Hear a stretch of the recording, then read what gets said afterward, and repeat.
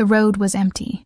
Only the wind moved, dragging dry leaves, wrapping everything in a silence that seemed to honor what had just happened there. Her body lay on its side, close to the cracked asphalt, as if still trying to protect something.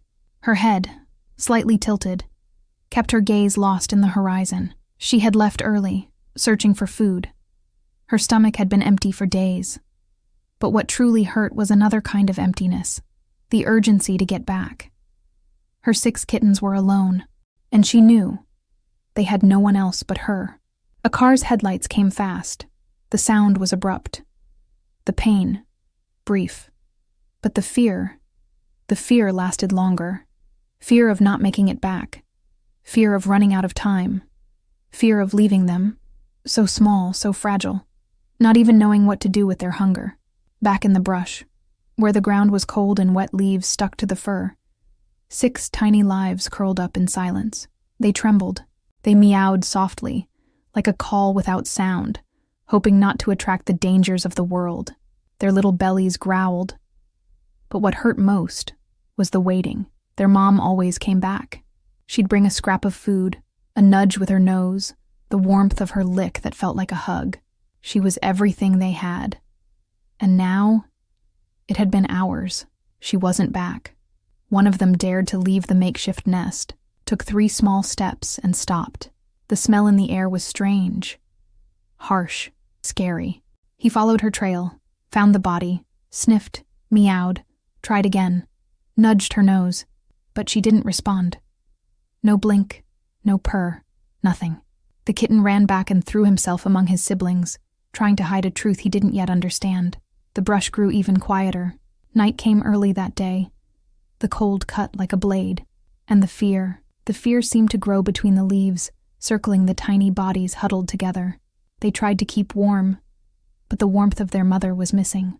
If you made it this far, and these stories touch your loving heart, please subscribe to our channel. Truly, we need it to keep going. Every subscription helps cover the cost of food, medicine, and rescues. We share real stories of animal resilience. Every view helps tell another one.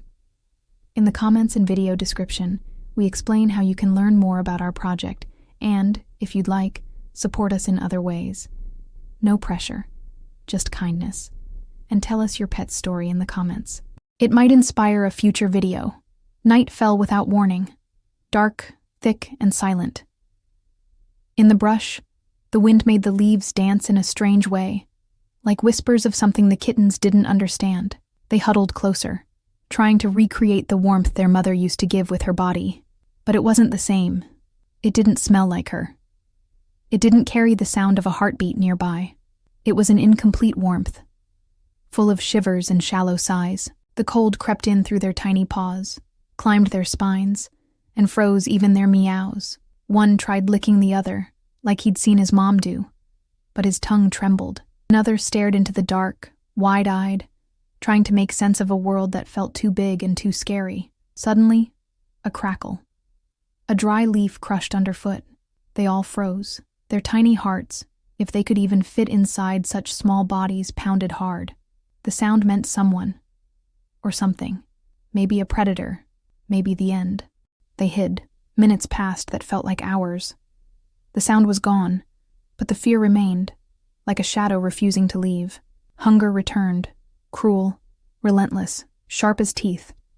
One kitten crawled to a corner and found something moving. An insect. Small, disgusting, alive. But it was all there was. He tried to catch it.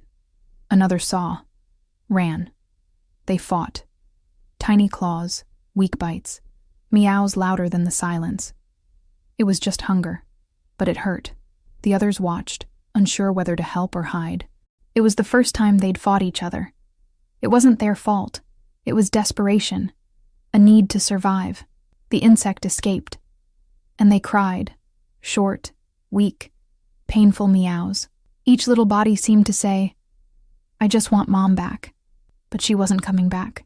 Midnight came with more wind, more cold, and more fear. None of them could really sleep. The smallest one sobbed softly, like he was dreaming of her warmth.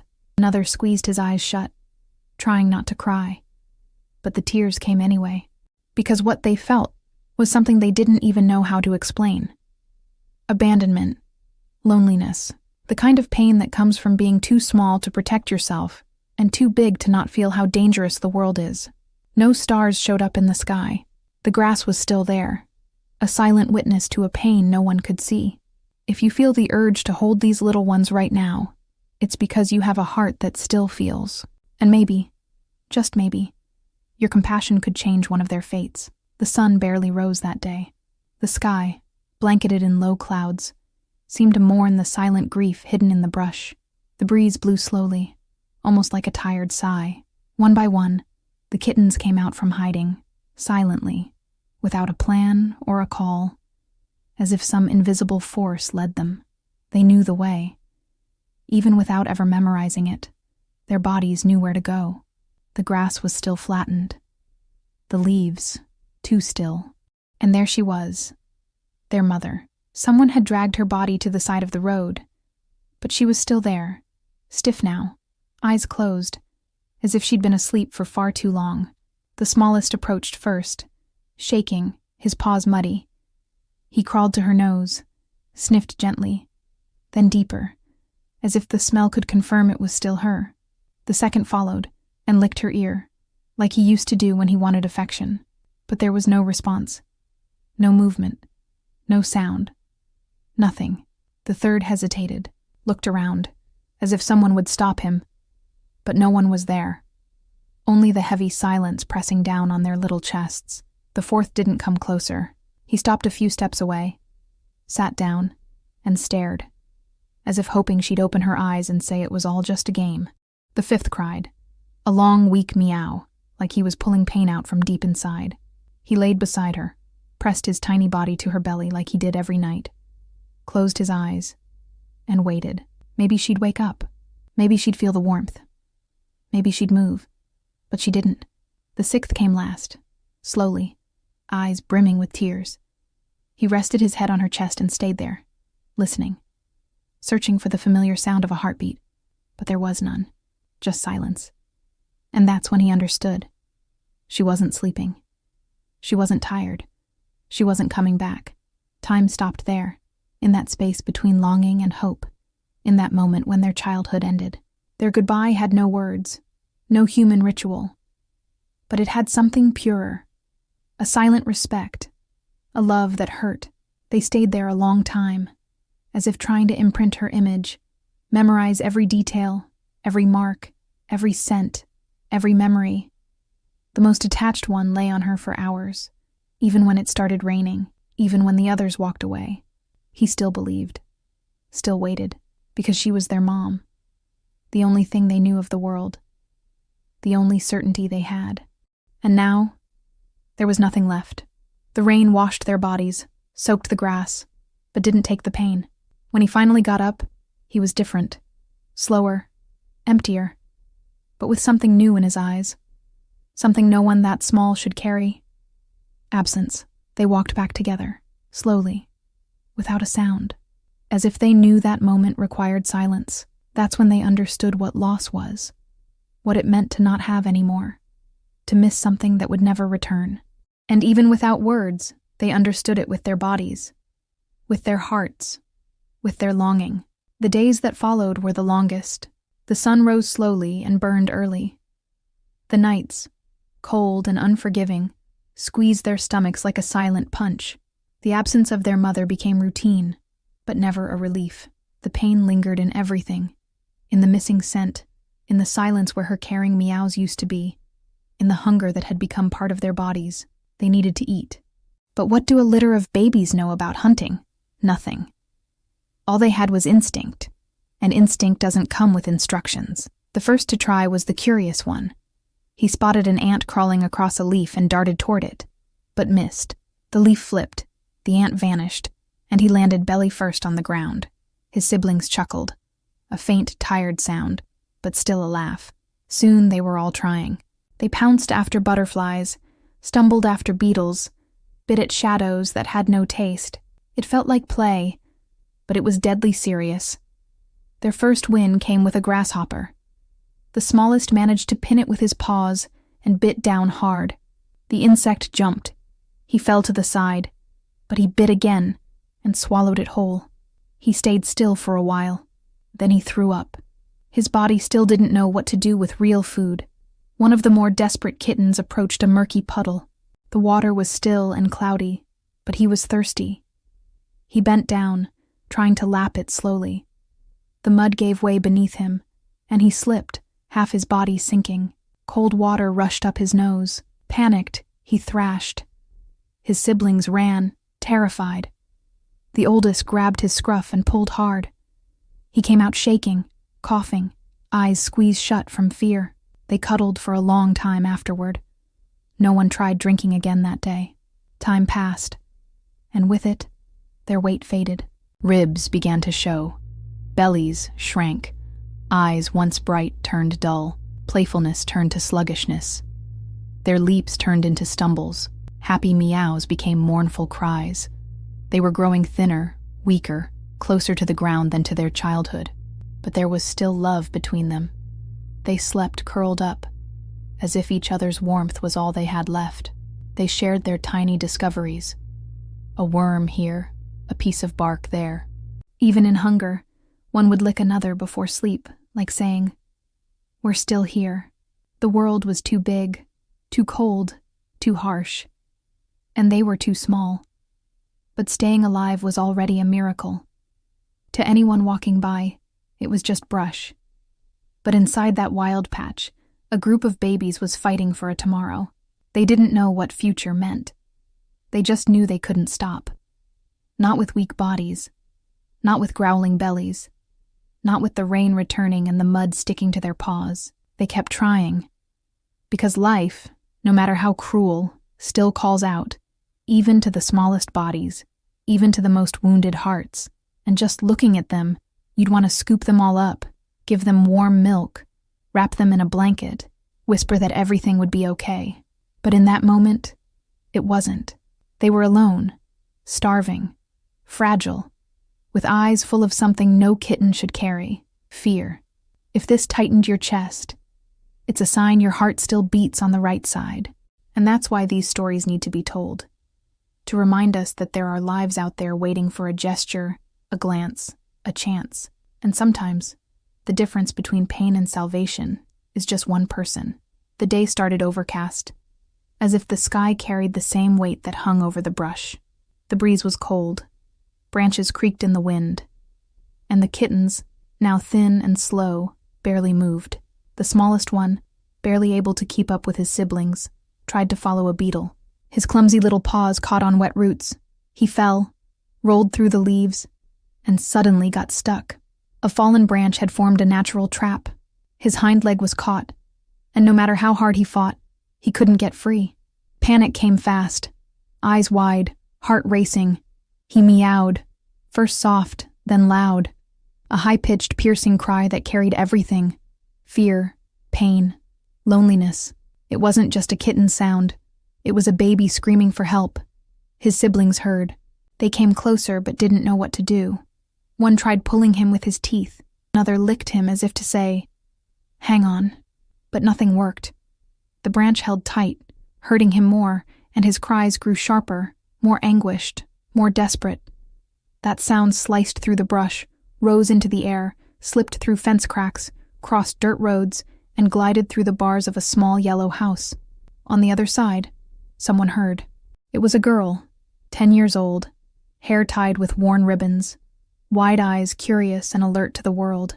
She stopped playing, looked around, heard it again. A meow. Not just any meow. A cry. She dropped what she was doing and ran through the yard, following the sound. Climbed onto a low wall, peeked over. Nothing. But the sound was further out. She grabbed a piece of bread, stuffed it in her pocket, and walked slowly, eyes scanning the green. Every step was a call. "Hello? Are you okay? Where are you?" The grass was tall, the ground damp, but she kept going. The sound grew louder, and then she saw him. Tiny, trembling, meowing with every ounce of strength left, stuck, alone. She approached carefully, crouched down, held out her hand. But he flinched. He was still afraid. still didn't know she was different. She spoke softly, kindly. Words he didn't understand, but that came with warmth. "It's okay. I won't hurt you. I'm here." He kept crying, but with less force, as if her look was different from all the others. As if, for the first time, someone had really seen him. She tried moving the branch. It was stuck. She used both arms, pushed, and finally it gave. The kitten fell to the side, gasping, but free. She didn't pick him up. She just stayed there, watching, left the piece of bread on the ground and stepped back. The kitten didn't eat, but he didn't run either. He stayed there, watching her. She smiled and walked home. But she didn't forget. That night, the kitten slept close to his siblings, but his heart beat differently. There was something new in the air, something he didn't yet understand, but humans call it hope. The next morning, the sky was still pale when she returned. She hadn't eaten breakfast, hadn't told anyone. She just knew she had to go. In her arms, a plastic bag. Inside, carefully cut pieces of meat, a small cup of warm milk, another of clean water, and a look filled with more hope than she could explain. The brush was still there, hidden from the world. But now she knew where to step, knew the path, knew the sound of life that lived inside.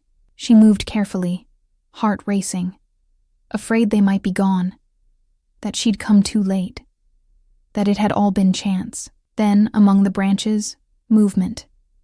One pair of eyes, then another. 6 pairs, tired and alert, peeking through the leaves, watching the girl who smelled like food and walked gently. She crouched, placed the bowls down carefully, and waited. She didn't speak this time, just looked. She wanted them to feel she meant no harm. But their fear was stronger than their hunger. They watched her, bodies tight, breathing shallow, instincts screaming, too dangerous. She didn't move. She stayed there, knees in the dirt, clothes getting dirty, heart heavy. Finally, she stood, took a few steps back, and waited. The first to come out was the smallest, the same one from yesterday, the one she had freed. He sniffed the air, cautious. His belly rumbled. He stepped forward slowly, one step at a time, reached the meat, and ate like he couldn't believe it was real. The others followed, rushed to the milk, then the water. They ate fast, desperate, as if everything might vanish. The girl watched from a distance, quietly crying. Seeing those fragile little bodies feeding was like life itself, whispering, "I'm still here." But they wouldn't let her get close. One quick move and they ran for the brush, as if the past still shouted louder, as if abandonment had left marks no food could erase. She came back every day, always in the morning, always with clean bowls, fresh meat, and care. She made a tiny shelter from cardboard, lined it with old fabric, placed it under a bush where the sun barely touched. Even if none of them went inside, she left it there each day, a place where they could feel seen. The ritual repeated. She came. They waited. She stepped back. They ate, then returned to hiding. It was a game of trust, patience, and love. She knew she couldn't force it. Affection can't be demanded. It's offered, and waited for. Deep down, the girl knew pain too. She knew what it felt like to wait for someone who never came. She knew what it meant to fear trusting again. Maybe that's why she understood those 6 so well. And even if none of them let her touch them, she already loved them like her own. If your heart slowed as you read this, it's because you understand too. Fear isn't the absence of love. It's the result of being hurt too much. And trust always begins with the simple act of staying. She stayed, and that was more than they had ever known. The sky darkened all at once. Heavy clouds built up like gray mountains, full of rain and fear. The wind picked up, making the leaves dance in a nervous, hurried way. And the girl, standing on the other side of the fence, knew right away it was going to pour, really pour, the kind of rain that turns everything upside down and soaks even what feels dry inside. She thought of them, the 6 of them. So small, so fragile, so invisible to the world. She ran to the back room, grabbed an old raincoat, tied it around her shoulders, and remembered the cardboard box she had left a few days ago, lined with rags and bits of old fabric. But she knew that box would fall apart in the rain. She grabbed a bag of food, a small cup of milk, another with bite-sized pieces of meat, a little blanket, and ran. The brush was already bending in the wind. The air smelled like wet earth, even before the first drop. She arrived out of breath. The kittens were there, huddled near the box, eyes alert, bodies shaking, as if they already knew the night would be rough. She tried to pick one up. "Come on, little one. Come with me." But he ran. The others did too. They all scattered, just like always. Fear was still stronger than love. The girl sat down on the ground, eyes welling up. She didn't know what to do. She knew she couldn't force it, but she couldn't just leave them like that. She looked around, searching for anything, and saw an old drum, rusty on the outside, forgotten behind the shed, but it was dry inside. She pushed it hard, scraping it across the ground. It made noise, but she didn't stop.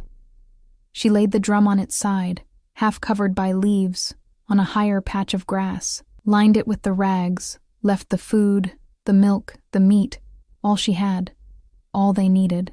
Then she backed away. Just a few steps, hiding, watching. The wind howled louder. The sky turned black. The first drop was thick and heavy. Then came another, and the third arrived with thunder. She hugged her knees. She wanted to leave, but she also wanted to stay. And then a paw appeared, slowly, from between the leaves, small, cautious, trembling. It walked to the edge of the drum, sniffed, smelled the food, stepped inside, then another, and another, one by one, like they had agreed without speaking. All 6 little lives entered, no words, just acceptance. The rain poured down, the brush soaked through, but inside that drum, it was dry. There was meat, there was milk, there was the scent of clean fabric. The girl watched from a distance and cried quietly, from her heart, because in that moment, she knew she had done what she could. And for the first time, they had chosen to stay. She ran home soaked, her clothes stuck to her skin, her shoes full of water. But her heart stayed there, inside a drum, with 6 kittens who, for the first time, would sleep warm. If that made you take a deep breath, it's because, deep down, you understand too. Love isn't what we say. It's what we do when no one's watching, when there's no guarantee it'll work. She didn't know if they'd come back tomorrow, but that night, just that night, they were safe, and that was enough. Inside the drum, everything was still. Outside, the rain beat down like a giant drum of its own, setting the rhythm for what remained of that sorrowful afternoon. But in there was warmth. A gentle warmth, different from what they were used to. It wasn't the warmth of survival. It was something else. The warmth of being alive and being cared for. The 6 of them lay together, bodies pressed as always. But this time it was different. Their bellies didn't ache as much. The cold didn't crawl through their bones. The smallest one stared at the entrance of the drum, as if hoping the outside world wouldn't change its mind. He could still smell the milk, mixed with the old cloth the girl had left behind. Her, the girl. They couldn't form the thought clearly. They didn't think in words. But they could feel. And inside them, something new was stirring. Gratitude. And fear. Gratitude for the blanket, the meat, the clean water, the drum, the quiet presence. But fear too. Fear that it would all vanish. That she would disappear, just like their mother did. That the drum would become just another memory. The oldest closed his eyes and remembered. The warm milk from their mother. Her loving licks that lulled them to sleep. Her big, soft belly that was their world and their shelter. She had been everything. But now, there was another presence, someone who came every day, who brought food gently, who spoke softly, who never hurt. She didn't have fur, but she had soft hands, calm eyes, and a smell of the outside world mixed with kindness. The second youngest sighed and, for a moment, thought of her the way he used to think of their mom. Not the same, but similar. A figure who came when pain got too heavy, who warmed their chests without touching, who made fear feel a little smaller. They didn't have a name for it, but they could feel it. And what they felt, inside that drum, was hope. For the first time, night wasn't the enemy. It was rest. The most fearful of the 6 still stared at the entrance, wide-eyed. He didn't fully trust it yet, but he didn't want to run anymore. He didn't want to sleep soaked, or wake up with an aching belly. They knew she would come again the next day.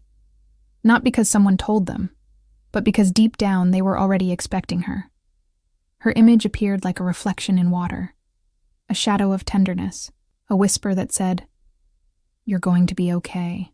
And there, between damp rags and meat scraps, a timid certainty was born.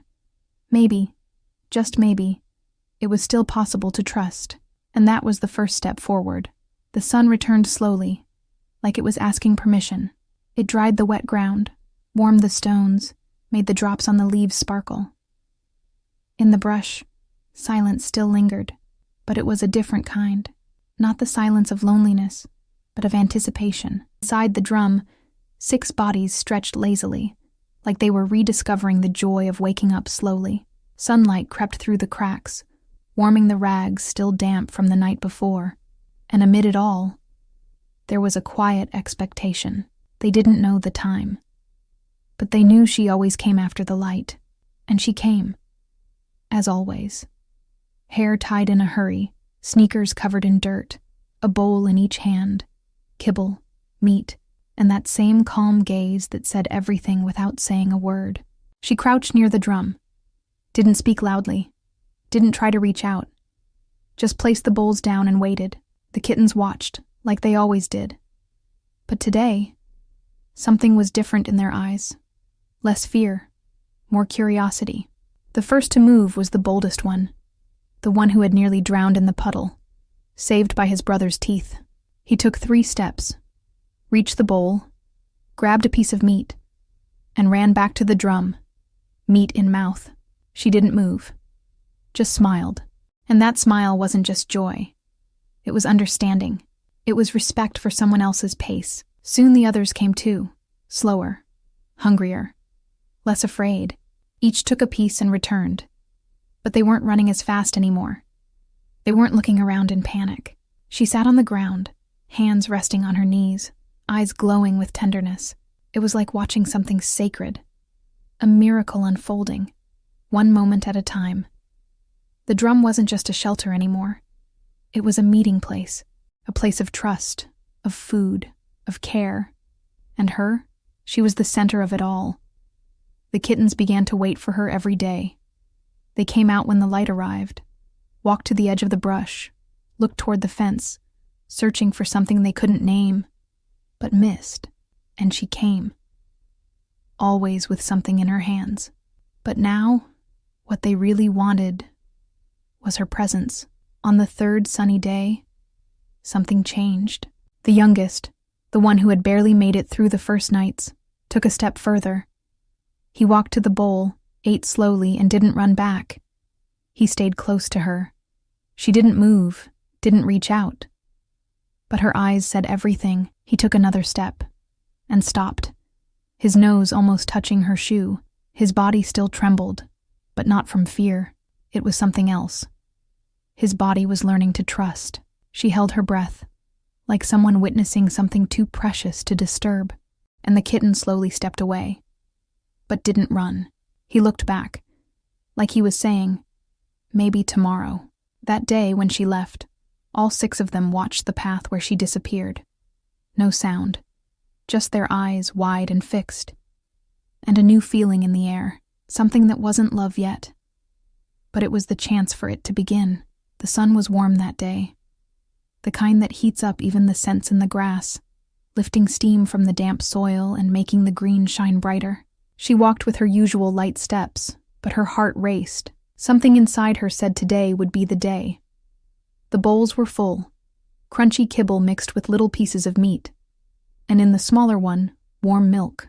In her backpack, a surprise, thin little sticks decorated with tied ribbons. She approached the drum carefully. She already knew they heard her before they saw her. And there they were, all 6, with brighter eyes, rounder little bodies, Steadier movements, still a bit dirty, yes, with muddy paws and leaves tangled in their fur. But there was something new. They looked cute, chubbier, more themselves. The first to come out was the usual one. The curious one. He walked up to the bowl, ate quickly, and instead of running away, stayed there, watching her. She crouched, made no noise, hand stretched out, eyes focused. He came a little closer, slowly, until his nose brushed her palm. And she, with just her fingertips, touched him. His body was warm, gently trembling. He didn't run. He didn't flinch. He just stayed, feeling. And then, a soft, shy sound slipped out. Purring. Faint, uncertain, but unmistakable. She held her breath. Time seemed to pause. That sound, that tiny vibration of trust, was more than a purr. It was surrender. A "you can" and a "this is okay." She smiled, tears in her eyes. She knew how rare this was, how sacred. The others watched from a distance, pressed against the drum, cautious but curious. Then she gently reached out and tried to pick up the quietest one, but he panicked. He jumped from her lap, ran back inside the drum, and hid in the cloth. She didn't call, didn't insist, just sat down, hands resting in her lap, and waited. Minutes passed. Then she opened her backpack, pulled out the sticks with the ribbon tips, and began moving them through the air, as if tracing invisible paths. The sound of the paper, the sway of the ribbons caught their attention. The first to come back was the one who purred. He leapt at the dangling strip. The ribbon danced. Then another kitten joined, and another. She laughed quietly. She didn't want to startle them. She just wanted to play.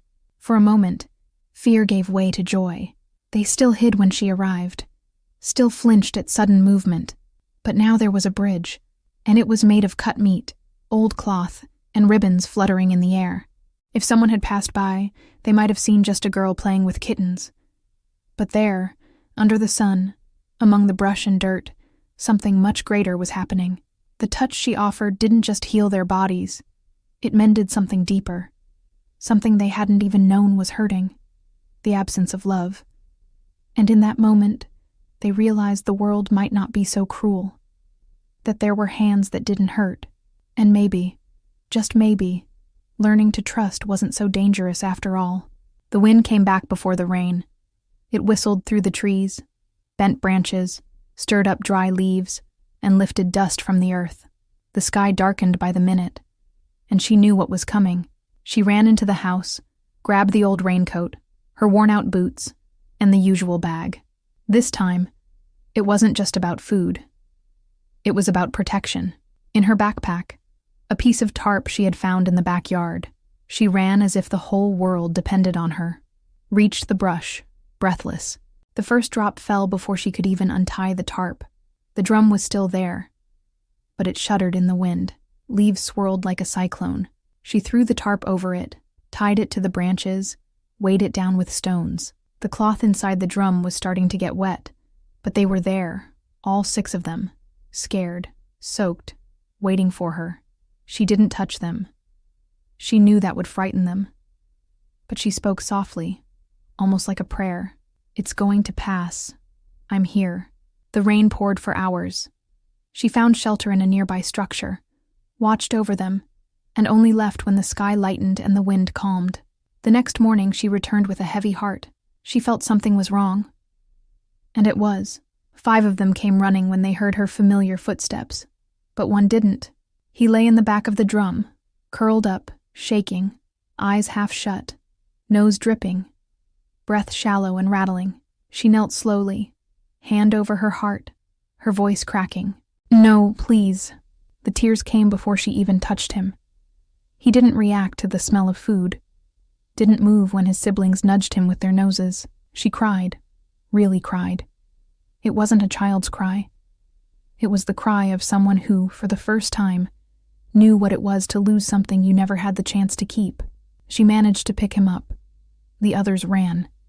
They watched from a distance. She wanted to take them all, hold them, warm them against her chest, bring them home, save them. But she didn't know how. Her hands trembled. Her fear of scaring them off was stronger than the courage to try. She sat on the ground, holding the sick kitten. She didn't resist. She had given in. She looked at the drum and understood something she couldn't yet say aloud. This was what she wanted to do with her life. Take care of them. Save them all. But she didn't know where to start. She was just a girl, with leaky boots, a loose raincoat, a grocery bag, and a heart too full to fit in her chest. She sat there for a while, watching the little ones struggle to breathe, and she made a silent promise. She would never leave them alone. Not that day. Not ever again. The sky was still gray, but inside her, something urgent was growing, a race against time. And even though she didn't know everything, she was ready to try. She climbed the stairs with her heart pounding. In her arms, the sick kitten, wrapped in a soft towel, so light, so warm, so fragile. His little chest rose and fell with difficulty, but it still rose. There was still time. She placed him on the bed, in a corner lined with clean cloths, turned on a small lamp, placed a bottle of warm water beside his body, and sat on the floor next to the bed. She didn't know whether to cry or smile. He was there, at home, with her. She went to the computer and searched everything she could. How to care for a sick kitten. How to rescue street cats, cats with nasal discharge. She read for hours, took notes, watched videos. Her chest was tight with fear, but her mind was firm. She was going to take care of him. And she was going to bring his siblings too. She knew they wouldn't let her pick them up, that they would run if she tried. But an idea began to take shape. Simple. Direct. Close the drum. It may have seemed obvious to an adult, but she was just a child trying to help. If she could get them all inside at the same time, she could use a large board, like the ones her dad used in the workshop, to block the entrance and take the whole thing home. It wasn't perfect, but it was possible. She stood up from her chair and went back to the bedroom. The little one was still breathing, weak, but asleep. He looked safe, and maybe he was. She spent the rest of the night preparing the room, pushed the bed to the corner, lined the floor with towels, cardboard boxes, old sheets, placed a blanket over the rug, closed all the windows so no wind could come in and they wouldn't escape, tied up the dogs in the yard. She knew the barking might scare them even more. Everything was ready. All she needed now was courage and the chance. The next morning, she woke before sunrise, checked on the kitten, still breathing, weak but alive. She wrapped him in the towel and left him sleeping under the lamp, gave him a final pet, pressed her lips together, and left. On the way there, her heart thudded in her chest. It's going to work. Every step was a silent plea that all the kittens would be there, that she could really make it happen. When she arrived, she saw their eyes shining from inside the drum. They were all there. With trembling hands, she picked up the board, slid the food and milk inside, waited. They started eating, one by one, unaware of what was coming. She closed it quickly, but gently, sealed it with stones, tied it with rope. The drum was heavy, but she managed to drag it. It wasn't physical strength that carried her. It was something else, something stronger, the strength of someone who chooses to care, even without knowing exactly how.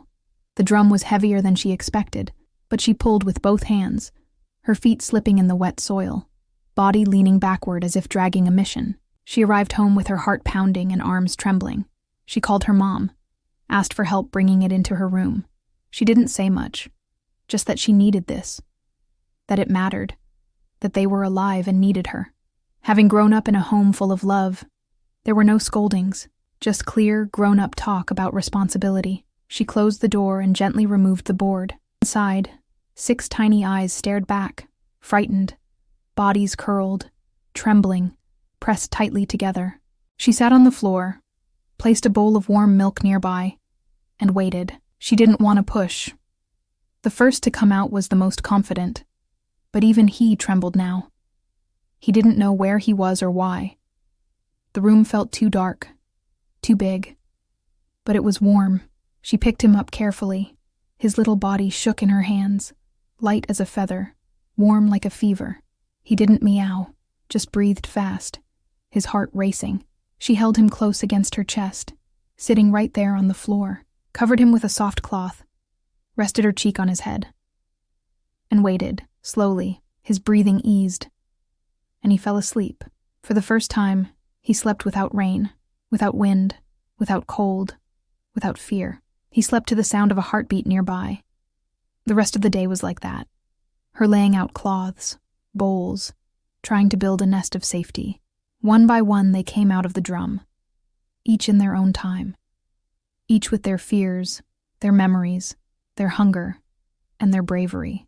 When they were all out, she dismantled the drum, washed the bowls, and locked the door. That room was their home now. The sick kitten still slept in the corner, but he stirred when he saw his siblings. She changed his cloths often, sat beside him, gently running her hand along his back, as if saying, "Stay here, just a little longer."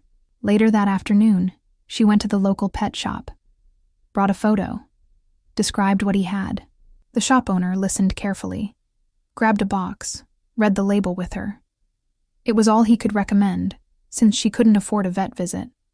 The medicine wasn't cheap. She didn't have the full amount. Back home, she went to her closet, took out the blue piggy bank, full of coins and small dreams. It held every bit of change, every gift she had saved. She broke it with a hammer, holding back tears. It didn't hurt to lose the coins. She was doing what needed to be done. She counted them one by one on the store counter. The owner accepted them with a soft smile. "It's going to be okay, all right?" She walked home with the medicine in her hand and her heart full. It wasn't just a bottle. It was a promise. That night, the room smelled of clean cloth and fresh food. There were soft meows here and there, and a new kind of silence, the kind that means peace. She sat on the floor, surrounded by boxes, bowls, and tiny bodies, one on her lap, another asleep on the rug, two playing with an old sock. The girl watched it all and said nothing. But inside, everything spoke. It was love. It was care. It was exactly what, without knowing, she had always wanted to do. And now, she was doing it, one by one day at a time. The first few days were quiet and full of shadows. They hid behind the dresser, inside boxes, beneath the blanket she folded with such care. They were still afraid, even with the fresh milk, the food always in the same corner, the water changed 3 times a day, even with the room warmed by the afternoon sun, and her calm voice whispering their names, even before they had names. She talked to them all the time, like they were younger siblings. She told them about school, about her fears, about the days she felt alone too. And maybe, little by little, they understood. Maybe they recognized her sweet, steady, sincere tone, because they started coming out more, little by little. In the morning, they peeked from the box. In the afternoon, they crept onto the middle of the rug. At night, they slept closer to each other, closer to her. The sick one started to improve. His nose still ran a little, but his eyes were more open, his breathing lighter. He purred faintly whenever she changed his cloth. He was the first to get a name. She called him Flower, because, in her words, he was like a flower that nearly wilted but got sunlight and water just in time. Then came Ash, the shyest, with smoke-colored fur and eyes that always seemed to ask, "Can I trust now?" Light, the most adventurous, with bright spots on her face and energy in her gaze. Honey, the one who always curled up by the pillow. Breeze, who was always yawning, calm and lazy. And the smallest one, Echo, because he was always meowing, like his voice echoed through the whole house. She wrote the names in a notebook, drew each one with colored pencils, simple sketches full of affection, as if, by drawing them, she was telling the world, "These are mine." And they began to really live there, played with paper balls she threw, climbed cushions, slid across the floor. One learned to climb the curtain, turning it into a daily adventure and a bit of chaos. Another discovered the joy of sleeping in her lap, and stayed there for hours, purring and dreaming. The house had more noise now, more life, more fur in the corners and bowls scattered on the floor. But it also had more laughter, more presence, more heart. She wasn't just a girl anymore. She was a sister, a nurse, a caregiver. And they weren't just kittens. They were stories, choices, little miracles that fit inside a home. Did they still hide sometimes? Yes. But it wasn't fear anymore. It was just habit. Because deep down they already knew. They had a home now. She left the house without making a sound. Walked slowly. The path to the brush no longer scared her. But it wasn't easy either. It was a return, and she knew this time would be the last. When she arrived, her heart slowed. The brush wasn't the same. The leaves were dry, the ground covered in broken branches. The drum was gone. The bowls, the tiny footsteps rustling through the plants. Only the wind remained, and silence. She walked a bit farther, her feet sinking into the soft soil, reached the edge of the road, as if pulled by an invisible thread. And there, among the sparse grass and stones, she saw it. A body, almost gone, nearly covered by dry leaves and dust, small, still, curled like someone who had tried to protect what they loved until the end. She didn't cry right away. She just stood there, staring. The color was unmistakable, light caramel, and the dark spot behind the ear was still there. It was her. The mother. Time had passed, but love endured. And now, in front of her, the girl saw more than a body. She saw the whole story. The sacrifice, the instinct, the silent love of a mother who went to the edge for 6 lives that would never understand what she had given up. She crouched down, looked without fear, then got up and ran home. Said nothing. Returned a little later with her father's shovel in her arms, hands sweating, eyes steady. She dug slowly. There was no rush. With each strike of the soil, she felt like she was building more than a grave. She was giving her something no one had before. A place. A dignified end. When the grave was ready, she picked up the body carefully, plastic bags on her hands, a makeshift glove. She laid her down gently, turned her head to the side, like tucking in someone you love. Covered her with dirt, with dry leaves, with silence. From her pocket, she pulled out a flower, picked from the backyard before she left. Yellow, simple, alive. She planted it right at the center, stood there for a moment watching, then knelt down, touched the soil like it was skin, and whispered, "You took care of them first. Now it's my turn." The wind blew softly, lifting dust and petals. She closed her eyes, took a deep breath, and stood up. That day, she didn't cry in despair.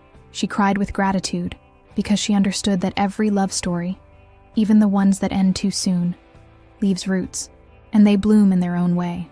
She came home with a quiet soul, and for the first time, when she looked at the 6 kittens in her room, she felt they were whole, because now, no one was missing. The university gate opened like an old dream finally coming true. Backpack on her shoulders, ID badge around her neck. The girl, now nearly a woman, took a deep breath, holding back tears. Veterinary school. She had made it. She had done it. And there, just outside the comfort of home, in a special little cart lined with blankets, slept an old friend, Flower, the last of the 6, the tiniest one, the most fragile, the one she thought wouldn't survive. He was still there, now with a white muzzle, a slower body, half-closed eyes, but still him. While the professor spoke, her mind drifted. It went back to the drum, to the smell of rain, to the cloths on the floor, back to the faint meows, the warm milk, the race to survive. She remembered the first touch, the hesitant purr, the piggy bank shattered to buy medicine, the feeling her chest might burst from not knowing what to do, but doing it anyway. And right there, sitting among books and dreams, she realized the veterinarian was born in that overgrown lot. Not at the admissions test, not in prep classes, there, in the mud, among dry leaves and the still body of a mother cat forgotten by the world. That's where it all began. She came home that night with red eyes, not from exhaustion, but from carrying too much gratitude in one small body. Flower was sleeping in the corner of the room, where he had always slept. The others had passed with time, each in their own way, with care, with dignity, with tears. But Flower stayed. And now he was like a living part of the story. She lay down on the floor beside his bed, gently stroked his worn ears, rested her cheek against his fur. "You know, my love, we made it." And Flower, with effort, purred. The sound was faint, but still the same. The sound that, once, had saved her too. Because deep down, their lives had saved hers. And that would always be a beautiful kind of ache. Every life matters. And every life we save leaves a mark that never fades. But stories like this one also show something greater. How much pain could have been avoided. Abandonment starts where information is missing. Tragedy begins where no one spayed, adopted responsibly, or cared until the end. This story is real. And so many others are still waiting for a different ending. That's why we do what we do. Every view, every subscription, every book you buy, it all helps. It helps buy food, pay for medicine, cover spaying and neutering, provide shelter. This channel is made with love, but also with bills to pay. And your help truly makes a difference. In the comments and video description, you can learn more about our project and how to get involved. And now, we invite you to keep going with us. The next story is about Mel, a dog who gave birth to her puppies in a dumpster during a heavy storm. It's a story of desperation, courage, and an unexpected ending. Click and watch, because every life matters, and every story deserves to be told.